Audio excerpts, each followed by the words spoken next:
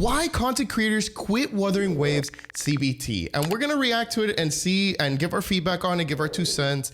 I really want to hear what he has to say about this. So let's get into it and see what's up, because I got a good feeling this is going to be a spicy video. So this content creator's been going through some hate about his take on the Wuthering Waves closed beta test. Okay. And I think it's unjustified. So this content creator, okay, EOverse or EO, he makes videos on gacha games like Honkai Star Rail and now Wuthering Waves. And he recently made a tweet about the Wuthering Waves beta and what he didn't like about it and why he's potentially dropping it. So let's go over his tweet and talk about why. I actually had to back up EO and actually Legions because they came into the comments there, and like I actually agreed with him. I'll dive into that later as we get into that topic. I'm gonna give my 2 cents on that because it is pretty important. Base take, in my opinion. So to start, he starts with saying Yinlin released in Wuthering Waves, and I honestly feel like I might be done with the beta. At least from a content/sync hours into it perspective.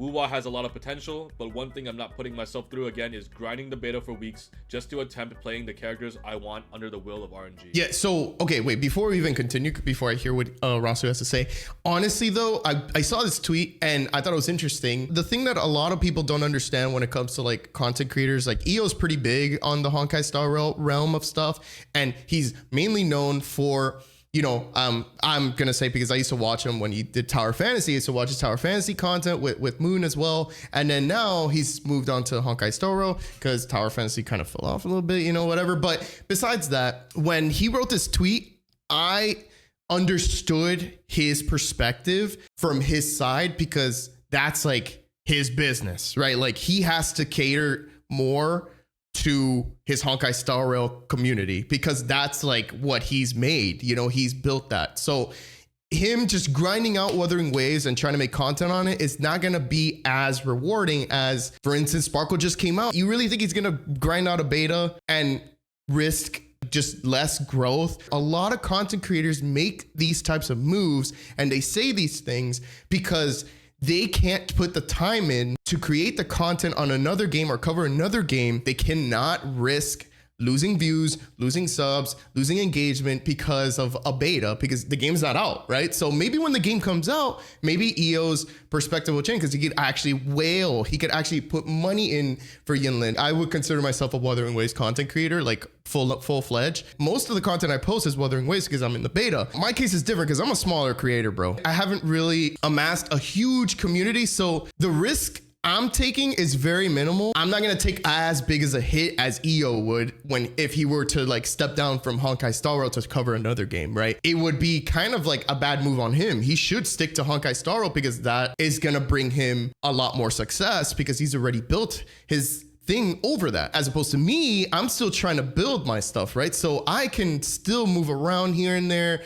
risk take on a video on something else, risk take here, risk take there, and it won't be as damaging as it would for him. So in all, I do agree with his statement. I think his statement was correct. I understand why he feels like that, and he doesn't want to put the time in until global, because a lot of bigger content creators, they quit because they can't keep playing the game because it's not out. And once they make the content, a lot of the content that they're making is going to change. And it's been a gripe that a lot of people have been having with the Wuthering Waves beta. Yeah, you know, a beta is supposed to be an opportunity to test everything about the game, yes, right? Yeah, before it releases, especially since it's a closed beta. I expected that players in the closed beta test would get every single character. Bro, I honestly thought the same thing, and I'm actually disappointed that I have not gotten every single character, because in the CBT1, I was able to test every single character, and I was able to, they gave us so much more rewards, they gave us more wishes, they gave us a lot to work with, they gave us a ton of resin, bro. They gave us like literally 100 plates, like 100 of those square cubes. I forgot what they're called, wave plates, wave convenes, or whatever you want to call them. Literally, they gave us 100 of them, and I was grinding like a maniac, and I was able to level up so quick. And I was like, okay, man, this is great. Like, I can actually try out every character. Which is the character I like? Which one do I want to use when global comes out, right? But in this case, CBT2, I feel like they held back. They held back a lot. I don't know why. It seems it's not the case. You know, like they still have their gacha system in there, and you still have to wish for the characters that you want to test, which makes no sense considering it's a closed beta test where your progress gets wiped at the end anyway. Yeah. Right. So if you want to play test Yinlin, for example, you're gonna have to go through the 50-50 and then if you miss a 50-50, you're gonna have to. That's literally me right now. Enough missions, enough. That's literally me. Enough currency to go for the 50-50 again, or just get lucky, like he says, under the will of RNG, which is I think it's completely unreasonable for a closed beta test to do that. I agree with that. I do agree with that statement, because if you're in a beta, I mentioned it in that tweet that I'm like, if we're a beta tester, we should be able to test every character, not go through this RNG stuff, because it's literally almost like you're wasting the beta tester's time, because we can't actually fully test every character, right? I mean, we're testing the game, yeah, sure, but what if there's something that I caught about Yinlin that a lot of people didn't catch? I could throw that in my feedback. They might take it into consideration, you know. To be able to test a character. I don't know. How do you test the characters when you're not even sure you're gonna get them? Like, yeah, exactly. And what's the point of playing the game when the content gets wiped anyway? You know, there's no progress being made. Exactly. There's no point. A lot point. of creators, like I know M-Tash talk about this. Like, he didn't want to get burnt out of the game. He likes the game. He likes Wuthering Waves, but he doesn't want to get burnt out from it by grinding and grinding. The burnt out debate. I don't know how people are scared of getting burnt out of Wuthering Waves. I'm playing it every day. I've played it every day since the first day of the beta. I haven't really felt burnout. To tell you the truth, I've been really enjoying it. Maybe he plays a different way. Maybe he just grinds too much. I don't know. I personally haven't really felt burnout. What I have been feeling is a lot of limitation. Like there's a lot of things I want to do, but I just can't do it. And it's frustrating, right? That's the problem that I have right now. Like frustration and ranking up, like it's taking forever to get there. I want to level up my rover, but I can't. That part for me is very frustrating, extremely frustrating and annoying. You know, actually thank you to whoever commented that said like, hey, I like that you lost to 50-50 to Yinlin, but mad respect that you're still playing the game. I'm like, yeah, like why wouldn't I play the game if I actually like playing it? I should just keep moving, man. Like I don't care. It's not a big deal for me.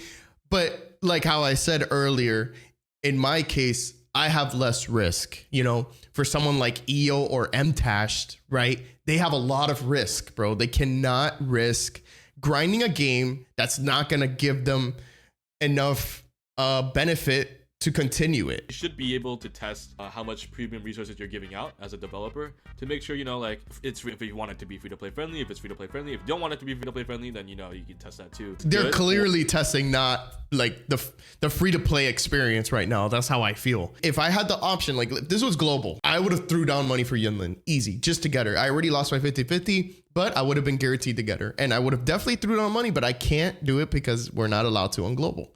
And I don't know how China does the gacha system, but apparently it's better. So let's continue. I mean, especially the only reason why they do it better is because they are allowing them to spend money. That's why. And supposedly, I think they're allowed to spend money and then they get their money back. Or in some case, I've heard cases where like they spend money, but they keep the money in just supporting them, right? Like they know the risk. So I don't know what the case is with that. I have no clue. I got a character that I don't like Encore, bro. I don't want to fucking play Encore. Yeah. You know? I don't want that character, bro. I was actually really scared of getting Encore. If I would have gotten her, I would have definitely not used her at all. She would have been sitting at level 0 or 1 or whatever.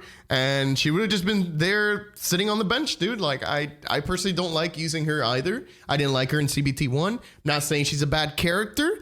I just didn't like using her, dude. And you know, that if that would have happened to me, I mean, luckily I got Jian Shin, and I mean, I got her twice, but she's actually a really good character to use. She's S tier. Apparently, I won't experience the real Wu-Wah until level 27-30. That's an incredibly stupid amount of time to sink into a beta whose progress is going to get wiped. This grind to get to levels 27 for co-op was pretty tough. It took a while, okay? At this point, for me though, during my progression, I felt like I got to level 27 pretty fast. I could see why it felt like it takes a long time. But once I got to 27, then it felt like smooth sailing. Like it felt easier to get to 30. Now the worst is from 30 to 40. Bro, you would have been so frustrated. Trust me. Like right now I'm super frustrated. I just got to 38 and it took like, I don't even know how many. Dude, it's taken forever. Overall, I enjoy Wu-Wah a lot, with very few things I'd change about it, but those few things are so important to any one player's experience that it could genuinely make or break them sticking to the game medium. Yeah, I agree with that too. I think this is overall it's a pretty good take. Yeah, like, it is. I do disagree with some parts, and I don't think people should be attacking EO for tweeting this. It's a very I don't know. Argument. You know, honestly, I didn't see any attacking. I didn't even know that he was getting attacked for that statement. That's kind of crazy. I don't think it's a bad thing that he wrote that, because I understand from a content creator's perspective. I don't think people really understand that side of things. He's running a business, bro. Like, he cannot sacrifice his business to play another game to lose views. My views have gone down a lot compared to like before beta. Before beta, I was stacking on views. I was doing great. Like, I was hitting 1K, 2K, 3K, 4K. Now I'm hitting like barely hitting 1,000 views on my videos. So I understand. I get it. And I'm willing to risk it just to have the content already placed on the channel. When someone comes to the channel, they'll be like, okay, this is like Wuthering Waves stuff, you know, like just documenting my whole experience with Wuthering Waves before the global releases out. That's pretty much my goal right now, is to post as much content as possible, as much valuable content as possible, while giving feedback, while enjoying the game, while going the progression, all that stuff. That's pretty much what I'm doing right now. But I understand that, yes, views do go down after the first week of a beta. I 100% agree. I'm sticking it through because I really enjoy the game. All right, guys, that's Rasu. Thank you so much for posting this video. Really good takes overall. I had my own takes as well. And I was yapping a lot, but really good video. I'm going to be leaving the link in the description below to the original video, so you guys could go subscribe to his content and watch the video itself. Show him some love as well. This was great. I really enjoyed it. I didn't even know that EO was actually receiving hate from this. I had no clue. But now that I know, kind of makes me feel bad, because damn, like, that sucks that the Wuthering Waves community is acting like that. Guys, if you're in the Wuthering Waves community, or we're trying to build this community to be something very positive, just because someone like EO or any other creator in the space that's covering a different game has takes like this, just remember that they have takes like this for a reason, especially since they're basically running their YouTube channel, their business. They have their reasons, and it's not to be negative. It's because they just can't fully commit to another game when another game's already established and it's already globally out, and they're continuing to update. So there's a lot of reasons behind it. So just try to be a little bit more easier on these types of takes. I mean, this is like all good information, and it's pretty much, it is feedback also in the end. So I really hope that Wuthering Waves tighten up. Don't be acting like that. Stay positive. I do appreciate you all. Thank you for watching this video. I'll catch you guys soon.